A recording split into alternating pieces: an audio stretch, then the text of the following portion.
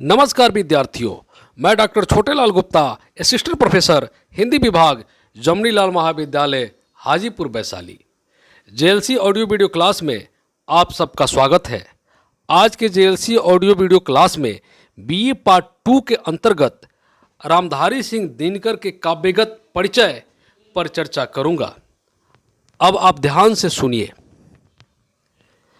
क्रांतिदर्शी कवि दिनकर छायावादोत्तर काल की राष्ट्रीय काव्यधारा के एक उग्रवादी कवि थे।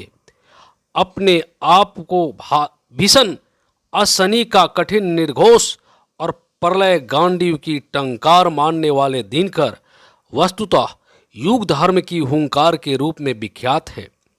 राजनीतिक दास्ता, आर्थिक वैषम्य एवं योगीन विभीषिकाओं का करुण चित्रण करने वाले दिनकर के विषय में गुप्त जी ने लिखा है।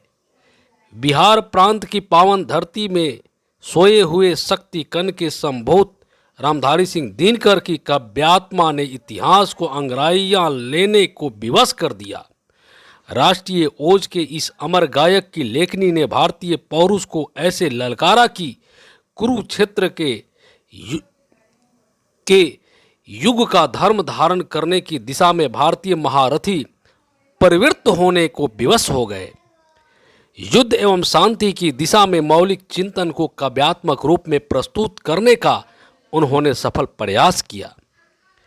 छायावाद के रंगीन निकुंज से कविता को जीवन के खुरदुरे धरातल पर प्रतिष्ठित करने वाले दिनकर एक बृहत काव्य के रचयिता हैं।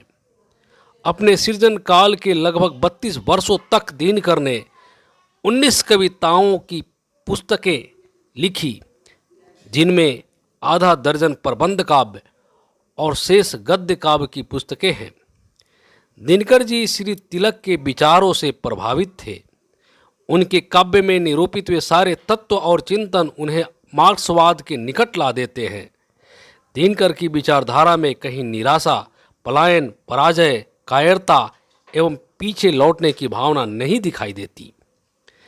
चांदी सा उज्जवल शंख फूंक कर भैरवी हुंकार करने वाले दिनकर ने हरिजनों के उद्धार पर भी बहुत कुछ लिखा है। गांधी जी के हरिजनोद्धार नीति पर देश के कुछ हिस्सों में उनका विरोध हुआ था। गांधी जी के बिहार आने पर कुछ लोगों ने उनके साथ अभद्रता भी की थी। इस तथ्य को दिनकर ने रेणुका में संकलित बुद्धदेव कविता में स्पष्ट किया है। जागो बोधिसत्व, भारत के हरिजन तुम्हें बुलाते हैं। जागो विप्लव के वाकदम्भियों के इन अत्याचारों से। जागो हे जागो पत्नी धान दलितों के हाहाकारों से। जागो गांधी पर किए गए मानव पशुओं के वारों से। रेणुका की तरह हुंकार की हाहाकार, दिगंबरी, त्रिपथगा आदि कविताओं में संघर्ष और क्रांति की भावना है। स्वतंत्रता के बाद दिनकर की वाणी में कोई परिवर्तन नहीं है। समर शेष है। दिनकर की इस संघर्षकामी भावना से परिपूर्ण एक कविता है। कवि को अभी भी क्रांति की आवश्यकता महसूस हो रही है।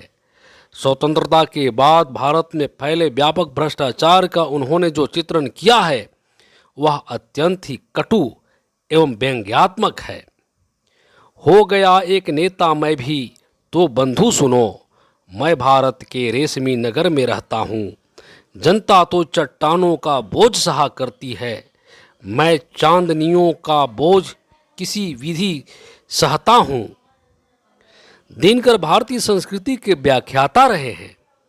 भारतीय संस्कृति के 4 अध्याय में उन्होंने आर्य संस्कृति की विशद व्याख्या की है। उन्होंने संस्कृति की व्याख्या करते हुए लिखा है, संस्कृति सुख एवं सदाचार है। संस्कृति ताकत नहीं विनम्रता है।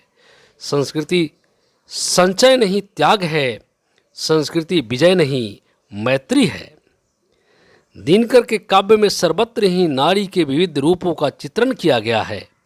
यह चित्रण नारी पर मनयोग पूर्वक चिंतन मनन करने के पश्चात किया गया है। वट पीपल के एक लेख में दिनकर की नारी विषयक धारणा का हमें पता चलता है। वट पीपल में पुरुष के धूप और नारी को चांदनी कहने वाला कवि उर्वशी में नारी को धरती से स्वर्ग को मिला देने वाला सेतु कहता है।